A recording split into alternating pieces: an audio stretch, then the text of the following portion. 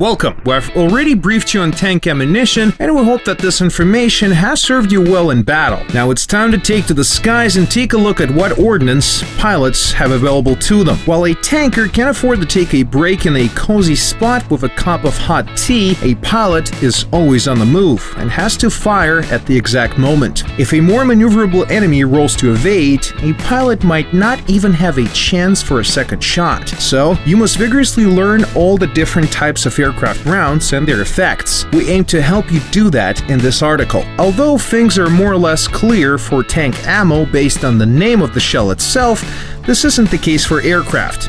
With names such as APT, HEI, and IAI shells, this entire military alphabet can often be all present in a single aircraft belt. So it doesn't take much to get confused. Let's get acquainted with some of the main types of aircraft rounds. Practice. The general-purpose shell is the most basic type of ammunition in its design. It is made from a relatively soft metal. They're cheap and easy to produce, but are far less effective than simple tank slugs. Due to its low armor penetration, it will primarily ruin an aircraft's skin without dealing much damage to the airframe itself. Most often found among the ammunition of long-ranged aircraft, and is best to move past these rounds as soon as possible. Armor piercing.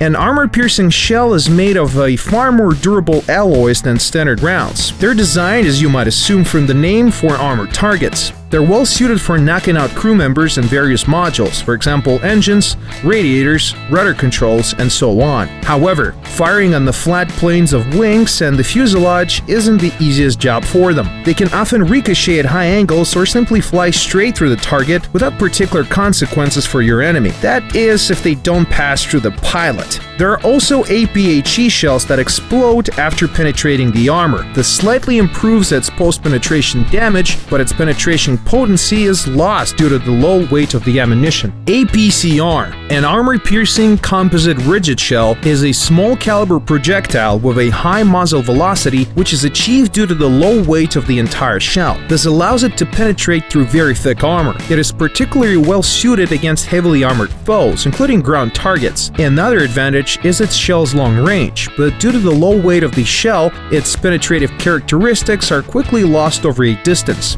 That means that you can precisely hit a target over a great range. Just don't expect to do much to an IL-2 from afar. You won't do more than tickle it. For these specialized anti-tank type BK-37 cannons, powerful AP shells are used with a core of tungsten carbide inside, which is truly threatening to tankers. High explosive. High explosive rounds are your best friend in the air. This is the ideal ammunition type for destroying unarmored air and ground targets. HE rounds destroy targets with a shockwave, high temperature, and shrapnel.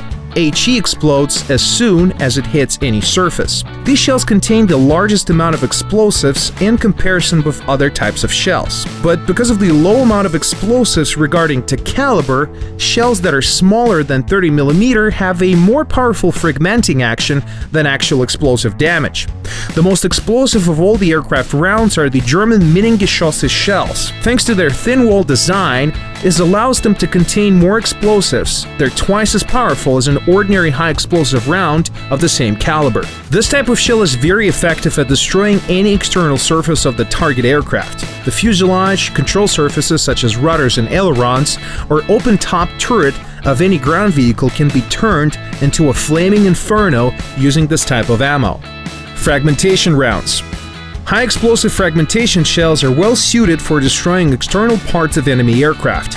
They deal damage in an area, but due to their low armor-piercing action, they are poor at damaging internal parts. The shell itself might do decent damage to an engine cover without damaging the engine itself. Damage can be dealt to solid parts of an aircraft, such as wing spars, ribs, or air-cooled engine cylinders, as the shrapnel weighs at least 20 grams after explosion in direct proximity to the target. However, a 20mm shell weighing 100 to 150 grams might only fragment into a few pieces of this size. These shells work well against larger targets, increasing the chance of damaging parts far away from the actual hit location, turning bomber into a cheese grater in one pass. What could be more fun than that?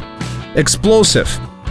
Explosive ammo contains a small amount of explosive substance that fully detonates when it hits even relatively weak objects. Tarpaulin, plywood, or tree branches are all fair game. In fact, these are the same as high explosive rounds, but with a smaller caliber. They have the same goals of damaging the trimming and control parts.